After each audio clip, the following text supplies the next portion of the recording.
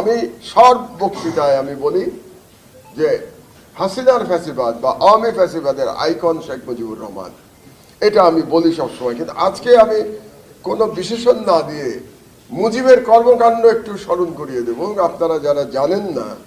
কারণ ওই সময় মুজিবের জামানায় আমি আপনাদের বয়সে ছিলাম, আমি বুয়েটের ছাত্র ছিলাম সেই সময়। বুয়েটে আমি 73-তে ভর্তি হয়েছিলাম, ফার্স্ট ইয়ারে পড়ি। আর মুজিব যখন নিহত হয় তখন আমি বুয়েটে থার্ড ইয়ারে পড়ি 75 সালে। তো এই পিরিয়ডটা আমি কিভাবে দেখেছি আমি বলি আপনাকে। উদীয়মান পলিটিক্যাল সায়েন্টিস্ট, সুতরাং আপনারা, আমি শুধু ইতিহাস বর্ণনা করব, ডিসিশন দেবেন আপনারা। আপনারা ঠিক করবেন যে শেখ মুজিব কে ছিল, আপনারা ঠিক করবেন শেখ মুজিবুর রহমান।